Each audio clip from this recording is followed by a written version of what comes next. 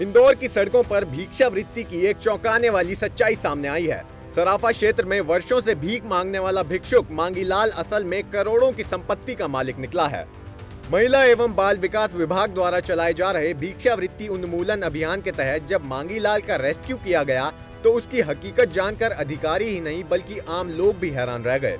सराफा की गलियों में लकड़ी की फिसलने वाली गाड़ी, पीठ पर बैग और हाथ में जूते के सहारे लोगों की सहानुभूति बटोरने वाला मांगीलाल रोजाना 500 से 1000 रुपए तक कमा रहा था।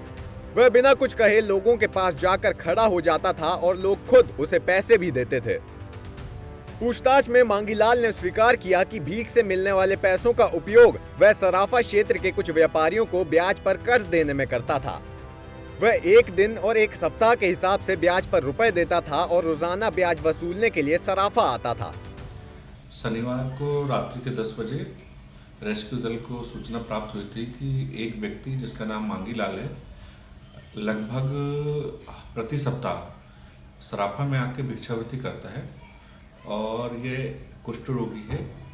तो इसके लिए रेस्क्यू दल ने सुनियोजित ढंग से जाकर रात में 9 बजे से 10 बजे तक वहाँ रुका और इसको रेस्क्यू किया।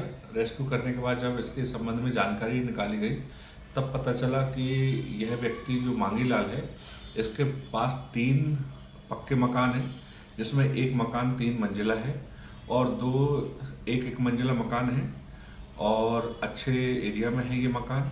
इसके अलावा इसके पास 3 ऑटो हैं जिनको ये भाड़े में दे के रखा हुआ है, किराए से चलवाता है।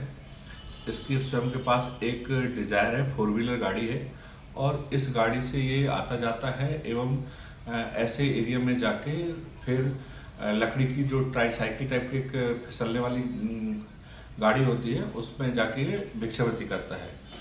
इसने बताया कि लगभग ये 2021-22 से लगातार भिक्षावृत्ति कर रहा है और भिक्षावृत्ति करने के साथ साथ ही सराफा में लोगों को ब्याज से भी पैसा दिया है।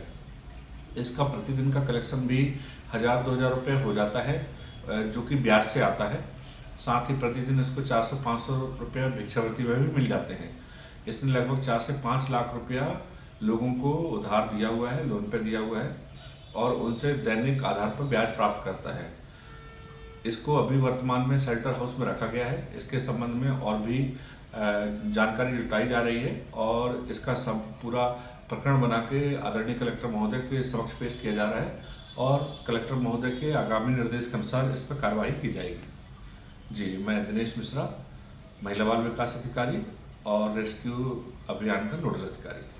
रेस्क्यू दल के नोडल अधिकारी दिनेश मिश्रा के अनुसार मांगीलाल के पास शहर के अलग अलग इलाकों में 3 पक्के मकान हैं। भगत सिंह नगर में उसका 16 बाय 45 फीट का 3 मंजिला मकान है। इसके अलावा शिवनगर में 600 स्क्वायर फीट का दूसरा पक्का मकान और अलवास में 10 बाय 20 फीट का 1 BHK मकान उसके नाम पर है।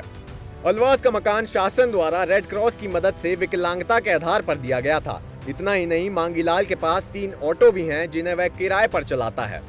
साथ ही उसके पास एक डिजायर कार भी है जिसे चलाने के लिए उसने ड्राइवर तक रखा हुआ है। वह अलवास में अपने माता पिता के साथ रहता है जबकि उसके 2 भाई अलग रहते हैं।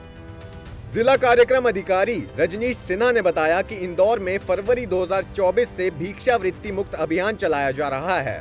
प्रारंभिक सर्वे में 6500 भिक्षुक सामने आए जिसमें से 4500 की काउंसलिंग कर भिक्षावृत्ति छुड़ाई गई। 1600 भिक्षुकों को रेस्क्यू कर उज्जैन के सेवाधाम आश्रम भेजा गया जबकि 172 बच्चों का स्कूलों में दाखिला कराया गया। प्रशासन ने स्पष्ट किया है कि भिक्षावृत्ति करने वालों और इसे बढ़ावा देने वालों के खिलाफ आगे भी सख्त कार्रवाई जारी रहेगी।